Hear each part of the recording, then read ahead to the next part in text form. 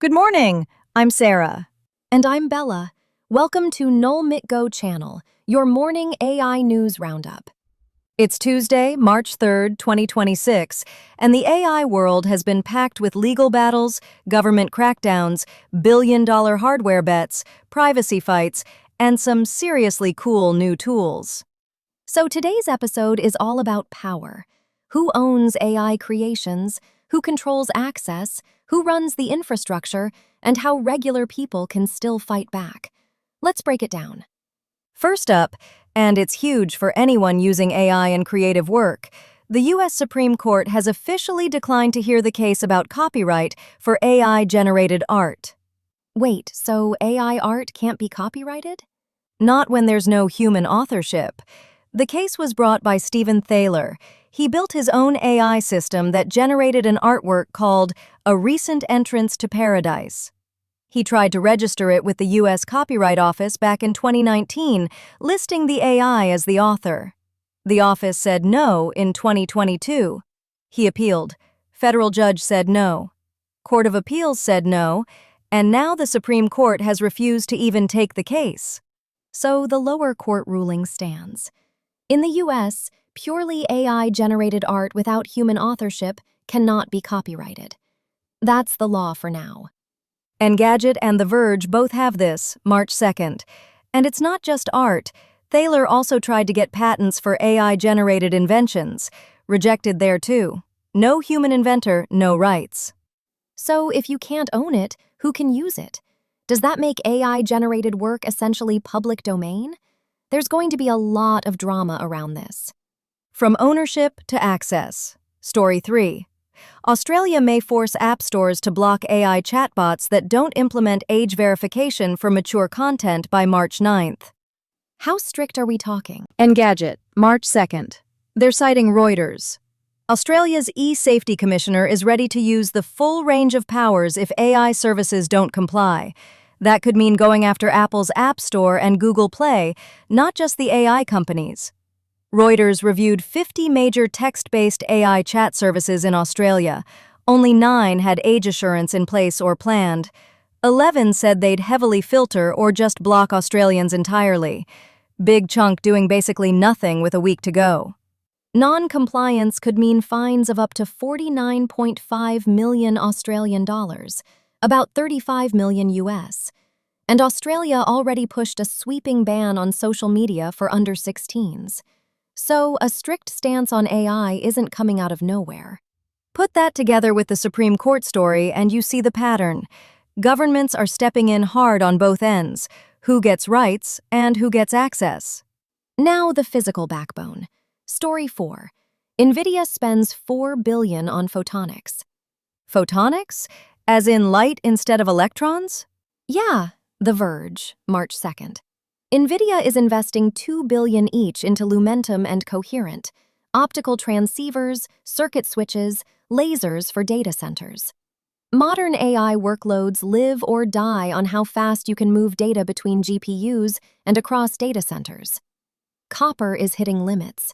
Photonics gives much higher bandwidth and better energy efficiency over long distances. This builds on Nvidia's Mellanox acquisition back in 2020. They're locking in the supply chain for high-speed optical components. So, as models get larger and agentic systems become more common, it's not just raw GPU power, it's the entire data plumbing. Nvidia's putting $4 billion on the table to own that layer too. But while Nvidia goes big, Story 6, some local communities are pushing back. Ars Technica, March 2nd. An Iowa county has adopted some of the strictest zoning rules for data centers in the U.S. Even with tougher rules, residents are still worried. Power, water, noise from cooling, land use, long-term environmental concerns. So, one side is Nvidia upgrading global infrastructure, the other is local governments putting guardrails around where and how that infrastructure gets built. Do we actually want this in our backyard? More communities are starting to ask that. From infrastructure to the companies on top. Story 5. Apple's Gemini-powered Siri may live on Google servers. Apple and Google, that's an uneasy alliance. The Verge, March 2nd, citing the information. Apple has asked Google about setting up servers for a new version of Siri powered by Google's Gemini models, but still meeting Apple's strict privacy bar. We knew from Apple's January announcement that the next gen would be based on Gemini.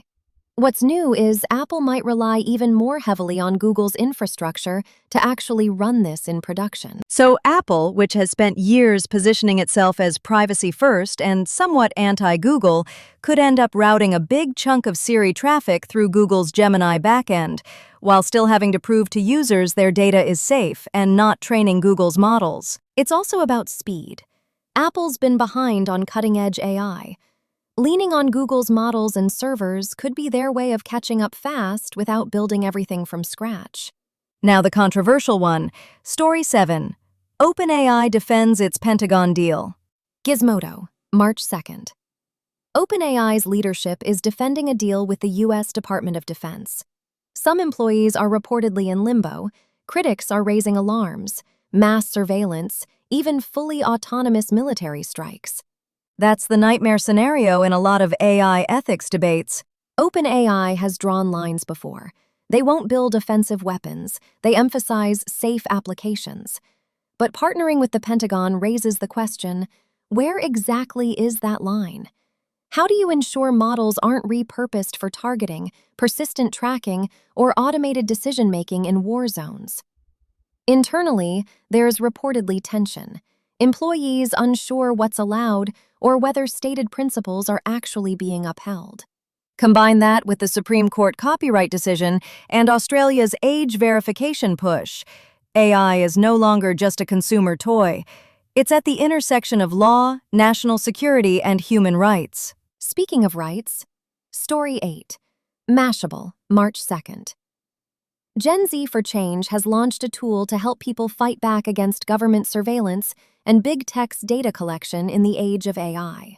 So while OpenAI gets pulled toward the Pentagon and governments tighten access, there are groups trying to rebalance power back toward individuals? Right. The core idea, AI has turned almost everyone into a potential surveillance target. Your data can be scraped, profiled, and fed into models at massive scale. This tool is meant to help you see what's being collected, assert your rights where possible, and maybe disrupt some of the tracking that fuels AI-driven profiles.